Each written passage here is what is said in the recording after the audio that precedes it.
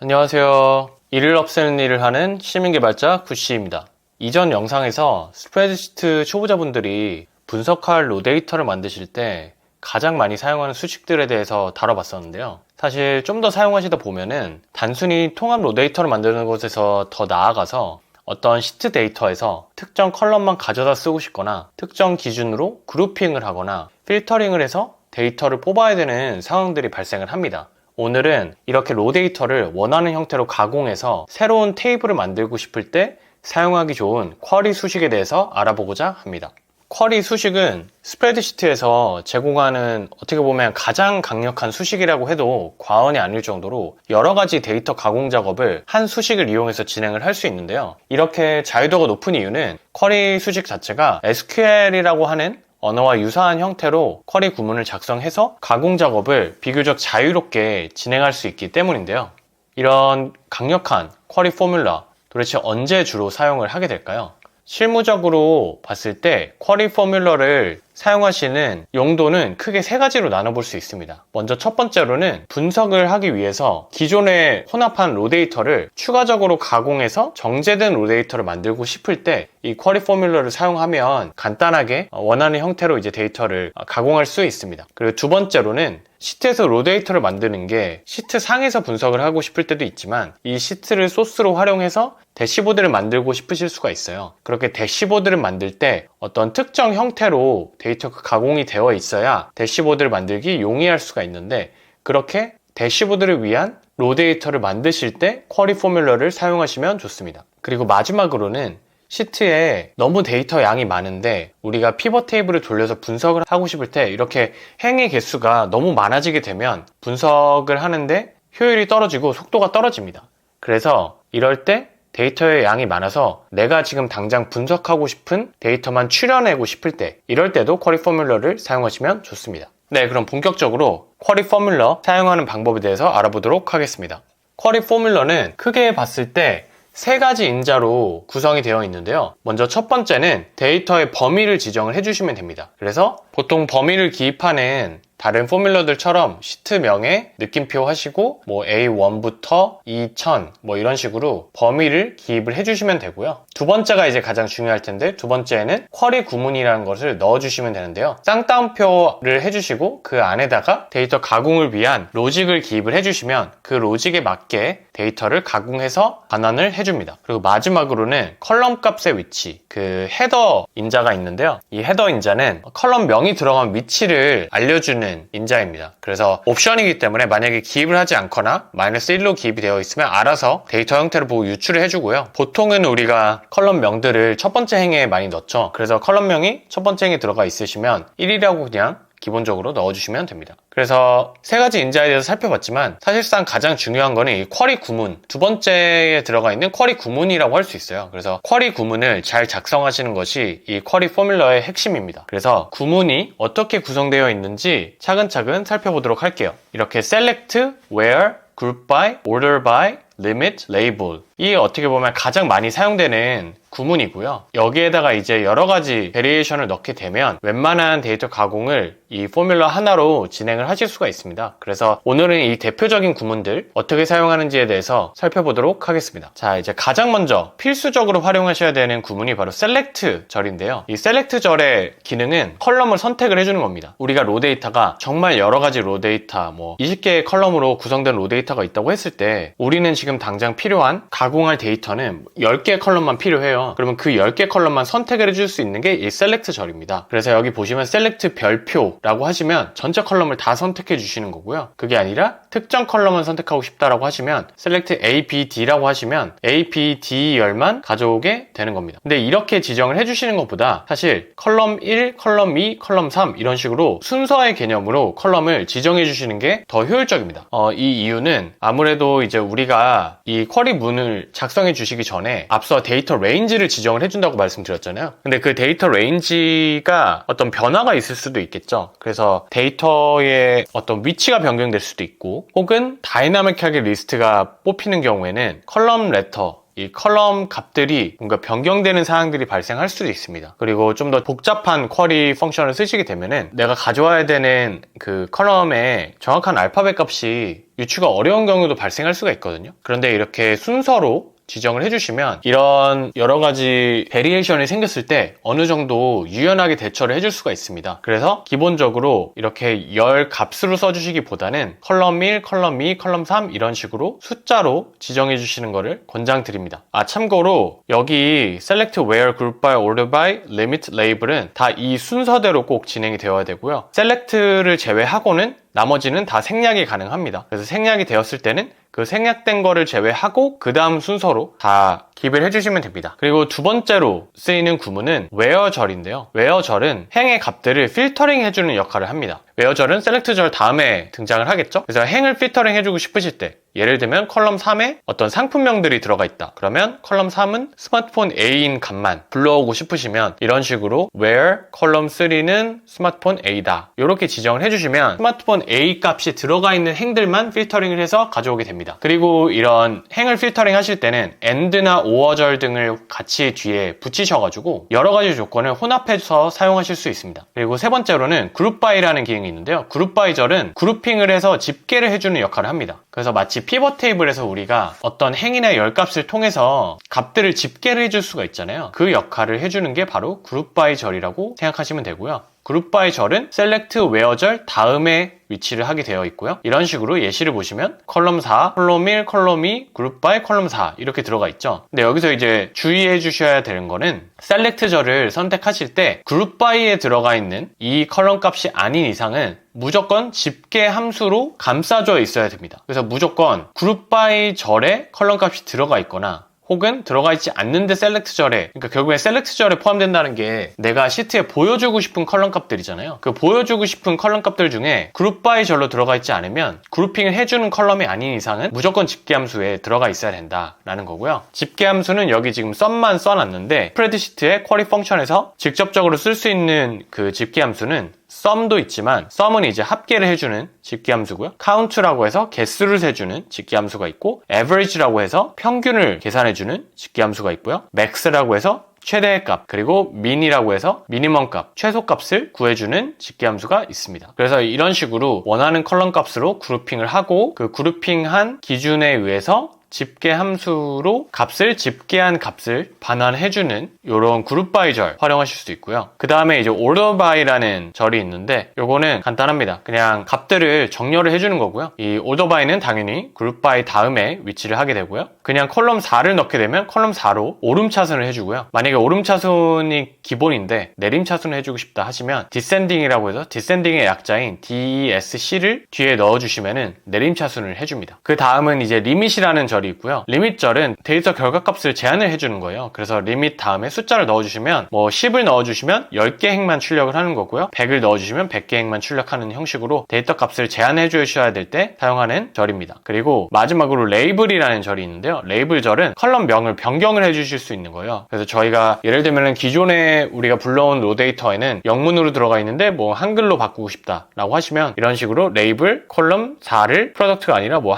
한글로 뭐 상품 이런 식으로 바꾸실 수도 있겠죠. 그래서 레이블을 쓰시고 컬럼 순서 혹은 뭐 컬럼 명이 그 컬럼 알파벳이 될 수도 있겠죠. 넣으시고 그 다음에 변경할 이름을 따옴표 안에 넣어서 입력을 해주시면 컬럼명을 변경하실 수가 있고요. 여러 컬럼을 변경하고 싶으실 때는 레이블은 한 번만 쓰시고 컬럼 순서 넣으시고 변경할 이름, 컬럼 순서, 변경할 이름 이런 식으로 이어서 작성을 해주시면 됩니다. 그래서 이 부분에 대해서도 이제 실습 화면에서 보여드리도록 할게요. 그러면 이제 지금 살펴본 이 6가지 신텍스에 대해서 차근차근 하나씩 실제 스프레드시트 화면에서 보여드리도록 하겠습니다. 이제 쿼리 example 스프레드시트로 넘어왔고요. 저희는 기존에 스프레드시트 설명드렸던 내용에서도 비슷하게 활용했던 이 제품 판매 이력 데이터를 가지고 쿼리를 진행해 보도록 하겠습니다. 로데이터 23이라는 원본 로데이터를 만들어 놨고요. 저희는 쿼리 시트에서 한번 쿼리를 진행해 보도록 할게요. 그럼 여기서 쿼리를 하실 때는 쿼리를 여시고 데이터 레인지를 먼저 선택을 해주셔야 되죠. 그래서 우리는 여기 넘어와서 전체 열로 간단하게 A부터 H열을 선택을 해주도록 하겠습니다. 그 다음에 이제 쿼리 구문을 넣어주셔야 되는데요. 두 개의 따옴표로 감싸주시고 헤더는 첫 번째 행에 컬럼명이 있기 때문에 1이라고 넣어주도록 하겠습니다. 그러면 여기 이제 아무것도 안 넣었더니 사실 모든 데이터를 다 가져왔어요. 네, 모든 데이터를 다 가져왔지만 셀렉트하고 별표를 하시면 앞서 말씀드린 것처럼 이게 이제 전체 컬럼을 의미하거든요. 그래서 이렇게 셀렉트 별표를 하셔도 똑같이 모든 데이터를 다 가져오는 것을 보실 수 있습니다. 자, 그럼 여기서 셀렉트절을 먼저 살펴보도록 할게요. 저희가 모든 열을 선택하는 경우는 보통은 없겠죠. 필요한 열만 가져오고 싶으실 텐데 이렇게 먼저 알파벳으로 설정을 해보겠습니다. A, B, C, D, G, H 이렇게 하시면 네, 6개 열만 딱 가져오게 되죠. 근데 이렇게 알파벳으로 설정할 수도 있지만 컬럼의 순서로 가져오는 게 좀 더 바람직하다고 플렉시블하다고 말씀드렸는데요. 컬럼 순서로 가져오고 싶으실 때는 이런 식으로 컬럼 넘버로 연결을 해주시면 됩니다.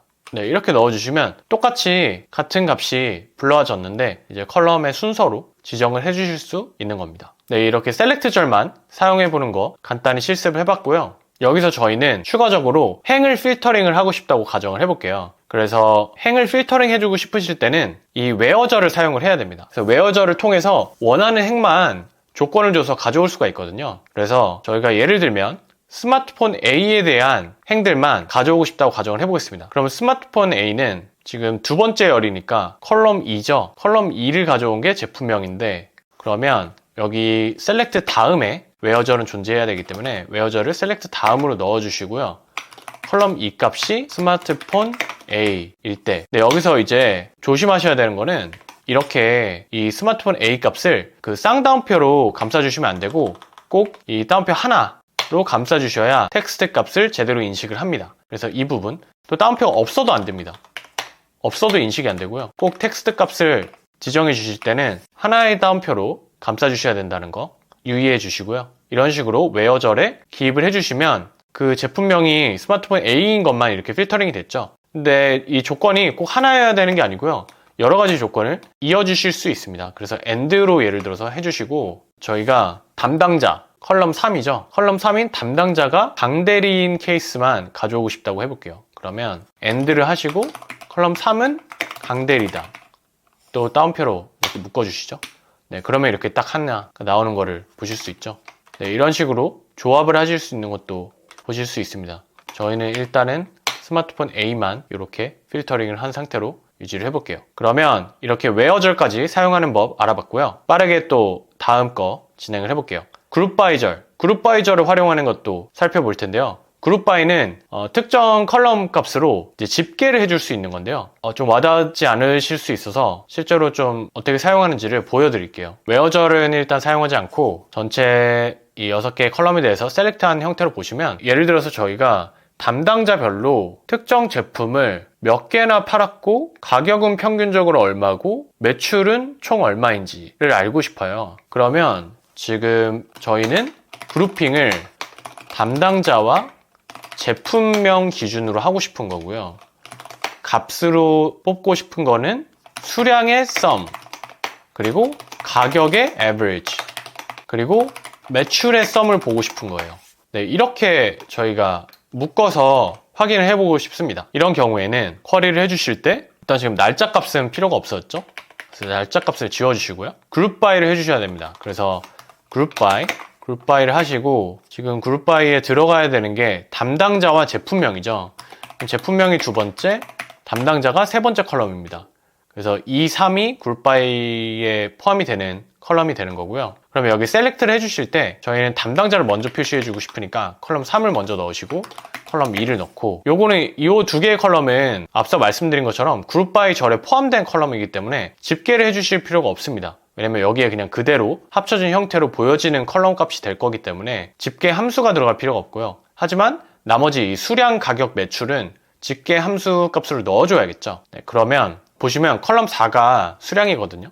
수량은 sum으로 묶어주시고 가격은 average로 묶어주시고 매출도 sum으로 묶어줍니다. 네, 이렇게 설정을 하시면 이게 지금 우리가 지금 우측에서 보고 싶은 값을 만들어주는 거예요. 그래서 이렇게 보시면 강대리 노트북 A 29개 average 가격은 뭐 이런 식으로 그룹핑이 돼가지고 집계가 돼서 값을 확인하실 수 있는 거를 보실 수 있죠. 근데 여기서 지금 거슬리는 게 이 첫 번째 행이 비어져 있죠. 그룹핑을 했더니 이게 왜 그러냐면 지금 저희가 애초에 이 범위를 설정해 주실 때 정확한 끝에 값을 넣지 않고 전체 컬럼을 A부터 H열을 선택을 했잖아요. 이렇다 보니까 우리가 데이터가 들어가 있는 그 밑에 공백인 행들이 같이 포함이 된 겁니다. 그래서 공백인 행들이 먼저 그룹핑이 돼서 이렇게 첫 번째 행에 표시가 된 거예요. 근데 저희는 사실 공백 행은 보고 싶지가 않죠. 그러면 이렇게 물론 딱 데이터가 끝나는 시점으로 범위 자체를 잘 지정을 해주실 수도 있겠지만 그런 경우에는 범위가 뭐 데이터가 추가된 경우에 또 포함을 못 시키는 그런 이슈가 발생할 수 있겠죠. 그래서 전체 컬럼으로 선택을 해주시고 대신 여기에 웨어절로 빈칸을 제외를 해주시면 됩니다. 빈칸 제외해 주시는 거 굉장히 간단한데요. 일단 웨어절은 우리가 그룹 바이 절 전에 살펴봤잖아요. 그래서 그룹 바이 절 앞에 들어가야 되고요. 셀렉트 다음에 그룹 바이 절 앞에 웨어절을 넣어주시고 예를 들어서 우리가 지금 첫 번째 컬럼이 컬럼 3이잖아요. 그러면 컬럼 3 값이 is not null 이렇게 해주시면 되는데요.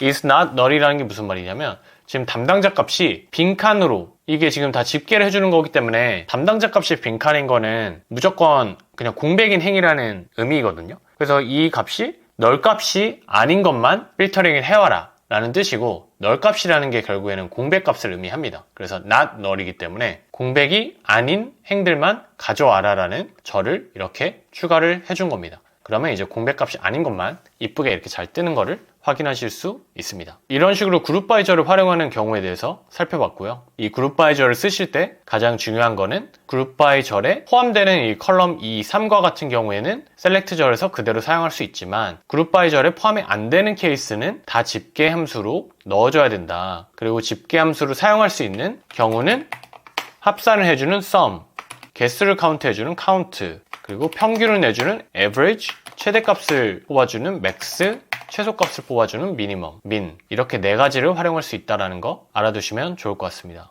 네, 그 다음은 order by에 대해서 알아볼게요. order by는 정렬을 해주는 겁니다. 그래서 지금 이렇게 그룹 by도 보시면 값이 그냥 기존의 로 데이터 들어가 있는 대에서 그대로 따와가지고 그냥 집계를 해준 거거든요. 그래서 어떤 특정 기준으로 소팅이 그렇게 잘 되어 있지 않습니다. 근데 예를 들어서 저희가 sum 기준으로 매출이 가장 높은 그런 값, 그런 담당자와 제품명 콤비네이션을 맨 위로 보고 싶다고 가정을 해볼게요. 그런 경우에는 order by를 해주시면 쉽게 뽑으실 수 있는데요. order by는 당연히 지금 그룹 by 다음에 알아보고 있기 때문에 그룹 by 다음에 넣어주시면 되고요. 순서는. 그 다음에 이제 컬럼 값을 지정을 해주시면 되는데 저희가 여기 보시면 매출은 마지막이었죠? 컬럼 8입니다. 컬럼 8로 지정을 해주시면 되고 여기서 DESC, Descending이라는 내림차순의 영어 요거를 넣어주셔야 이제 내림차순으로 지정이 되겠죠. 근데 여기 이제 중요한 게 저희는 이 컬럼 8을 썸을 해줬잖아요. 그래서 오더 바이를 해주실 때도 썸으로 묶어주셔야 됩니다. 그냥 아까처럼 컬럼 8을 하시면 에러가 뜨죠. 그러면 저희는 컬럼 8을 셀렉트 해준 적이 없기 때문이에요. 저희가 셀렉트 해준 거는 합계를 한 컬럼 8이기 때문에 이렇게 오더 바이를 하실 때도 이 sum 값을 꼭 넣어주셔야 된다는 거고요. 디센딩을 해줬기 때문에 이제 sum 값이 가장 높은 것부터 뜨게 됩니다. 여기 보시면 정과장 스마트폰 B 콤비네이션이 가장 매출을 많이 올린 것을 확인하실 수 있죠. 그리고 밑으로 점점 매출이 작아지는 것을 보실 수 있습니다. 네, 이렇게 오더 바이 사용하는 법에 대해서 알아봤고요. 요거 만약에 이제 오름차순으로 가장 적은 것부터 보고 싶으시면 DESC 누르시면 네, 가장 작은 것부터 나열이 되죠. 다시 내림차순으로 해두도록 하겠습니다. 자, 이제 오더 바이 사용하는 법 알아봤고요. 그 다음으로 이제 유용한 거는 리밋인데요. 요거는 이제 만약에 전체 데이터셋을 볼 필요가 없고 우리가 가공한 데이터에 특정 개수의 데이터만 좀 살펴보고 싶다. 뭐 예를 들면 탑 10 이런 식으로 살펴보고 싶다 하실 때 활용하실 수 있는 구문입니다. 예를 들면 우리가 담당자 제품명 콤비네이션으로 매출이 가장 높은 케이스 10개만 딱 보고 싶다 하시면 이 오더 바이 다음에 리밋을 하시고 10을 넣어주시면 이렇게 딱 10개만 추려서 보여줍니다. 그래서 이렇게 탑 10, 탑 20, 탑 5 이렇게 추려서 보고 싶으실 때 사용하실 수 있는 신텍스가 리밋절입니다. 그리고 마지막으로 레이블절이 있는데요. 레이블절은 쉽게 얘기해서 그냥 컬럼명 변경해주는 절이었죠. 그래서 이것도 사용하는 법 간단히 살펴보도록 할게요. 그래서 저희가 예를 들면 이렇게 썸 수량, 썸 average 가격, 썸 매출 이런 것들이 들어가 있는데 이게 좀 보기 안 좋다. 그래서 나는 이 값들을 한글로 바꿔주고 싶다 라고 해볼게요. 그러면 레이블을 하시고 우리가 변경해 줄 값을 지정을 해주시면 되는데요.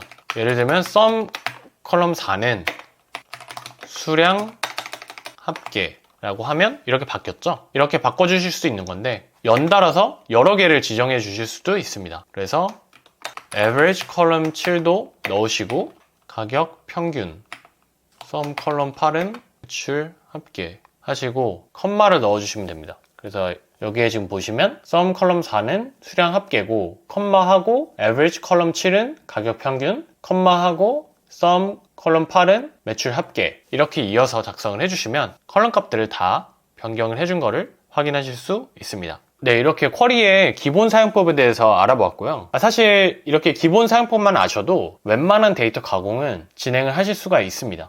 하지만 이제 기본 수식만으로는 가공이 어려운 케이스들도 있는데요. 대표적으로 여러 시트를 합쳐야 되는 상황이라던가 아니면 특정 레인지에서 단순히 불러와서 가공을 할 수 있는 상황이 아닌 경우가 또 있을 수 있거든요. 그래서 이런 변수가 있는 상황에서도 데이터를 잘 가공해 줄 수 있는 고급 기능들에 대해서도 다음 시간에 다뤄보도록 할 테니까요. 스프레드시트 관련된 다음 내용도 궁금하시면 구독과 좋아요 해주시면 감사하겠습니다. 지금까지 일을 없애는 일을 하는 시민개발자 구씨였습니다.